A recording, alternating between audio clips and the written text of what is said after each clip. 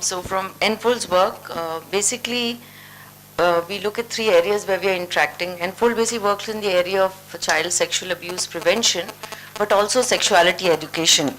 We don't have satsangs, but we do try and get as much sexuality education to children.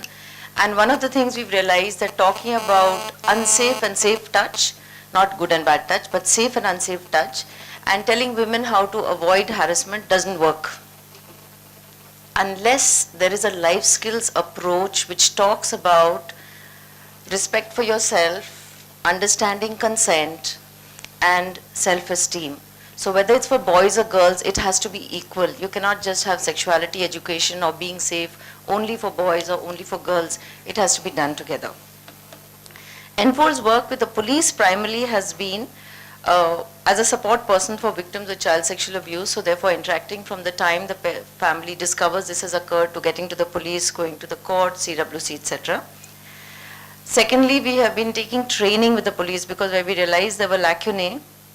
The police in December have a crime prevention week where I think it's wonderful that they go to schools and for class 6 to class 10 boys, they take classes on things like POXO and all, and our NFOL facilitators go and take the sessions with the police officers, and it really makes a difference. It's where you're talking about community awareness about the laws at that age.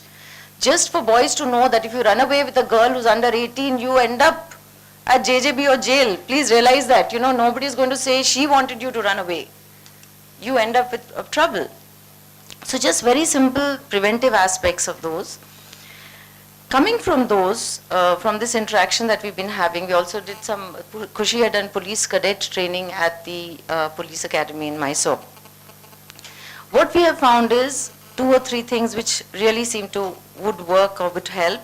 One is the collaborative child response unit, which is having a unit in a hospital, particularly we've been trying it in the district hospitals, where when a case of abuse comes and a child is not meant to come to a police station who's been abused, you can have a safe place in a district where the police person is already attached to that hospital and a woman who can come there, sub-inspector preferably.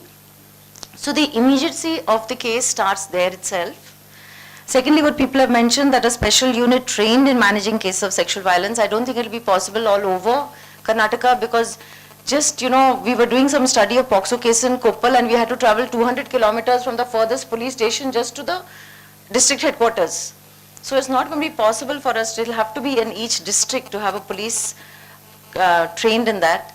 Thirdly, I have learned a lot only recently about evidence collection. So, and having learned that, trying to talk to doctors about it, but the police really need to know about that because a lot of evidence get destroyed, and as Ashok mentioned, we don't have enough FSL facilities. So there is pending rates of 6 months, which means the charge sheet doesn't get filed in 6 months, and which means bail is granted to the person. And finally, when you said they have no fear of the law, criminals have no fear of the law, victims and their families have fear of the law. How do we change that?